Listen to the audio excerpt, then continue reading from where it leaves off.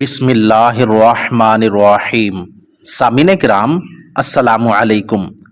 عرب میں مسلل نامی ایک جگہ ہے جس کے پاس منات بت رکھا ہوا تھا۔ اسلام سے پہلے انصار اسے پوجا کرتے تھے اور جو اس کے نام کے ساتھ لبیک پکار لیتا وہ صفا مروہ کے طواف کرنے میں حرج سمجھتا تھا۔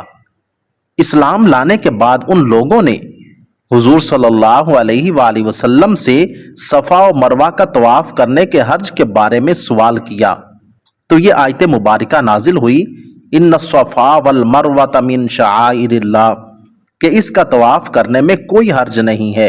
اور اسی کے بعد حضور نے صفا مروہ کا طواف کیا، اس لیے مسنون ہو گیا اور کسی کو اس کے ترک کرنے کا جواز نہ رہا۔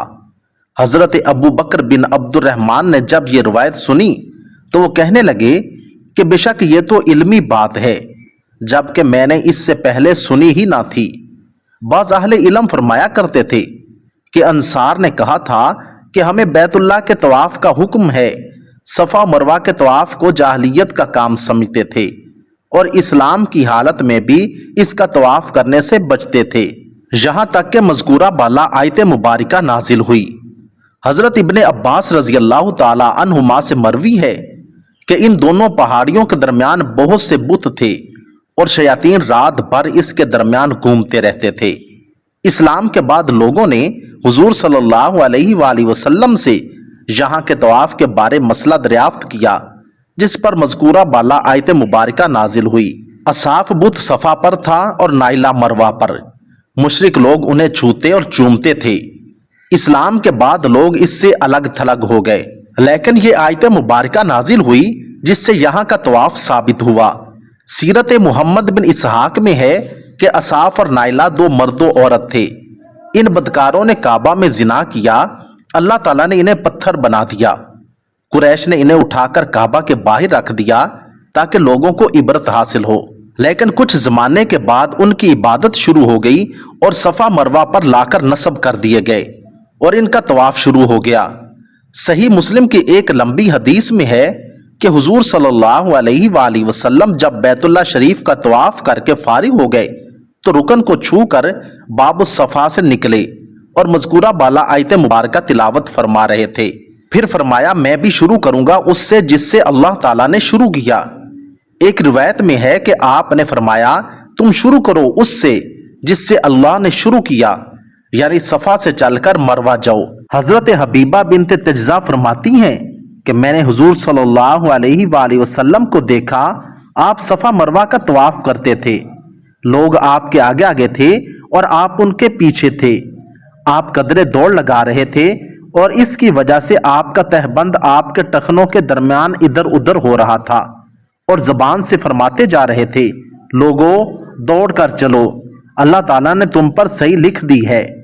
اس کے ہم معنی ایک روایت اور بھی ہے۔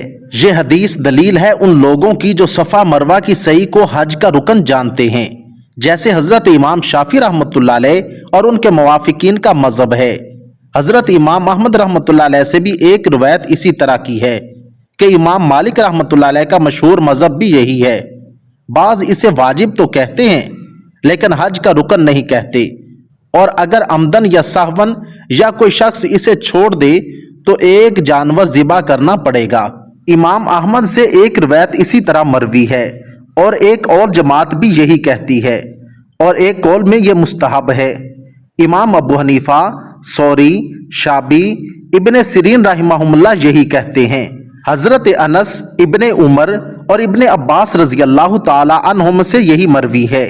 امام مالک رحمۃ اللہ علیہ سے عتیبہ کی بھی روایت ہے، ان کی دلیل آیت فمن تطوع خیرن ہے، لیکن پہلا قول ہی زیادہ راجح ہے، اس لیے کہ آن حضرت صلی اللہ علیہ وآلہ وسلم نے کوہ صفا و مروہ کا طواف کیا اور فرمایا احکام حج مجھ سے لو، پس آپ نے اپنے اس حج میں جو کچھ کیا وہ واجب ہو گیا، اس کا کرنا ضروری ہے۔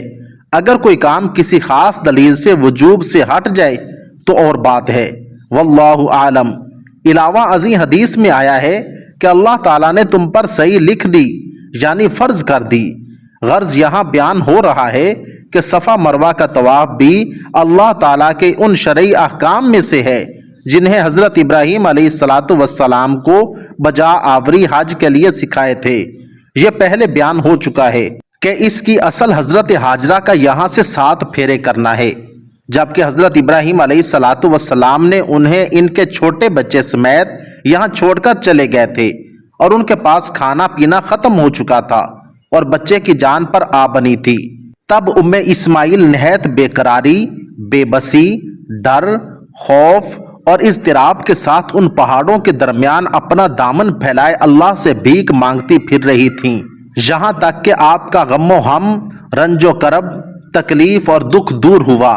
यहाँ से फेरे करने वाले हाजी को भी चाहिए कि निहायत जिल्लत व मस्कनत, खुशू व खुजू से यहाँ फेरे करे और अपनी फ़कीरी, हाजत और जिल्लत अल्लाह के सामने पेश करे और अपने दिल की सलाहियत और अपने माल की हिदायत और अपने गुनाहों की बख्शिश तलब करे और नकाइस और ऐबों से पाकीज़गी और नाफरमानियों से नफरत चाहे और साबित कदमी, नेकी, फलाह और बहबूद की दुआ मांगे और अल्लाह ताला से अर्ज करे कि गुनाहों और बुराइयों की तंगी की राह से हटाकर कमालो, गुफरान और नेकी की तौफीक बख्शे, जैसा कि हजरत हाजरा के हाल को उस मालिक ने उधर से इधर कर दिया।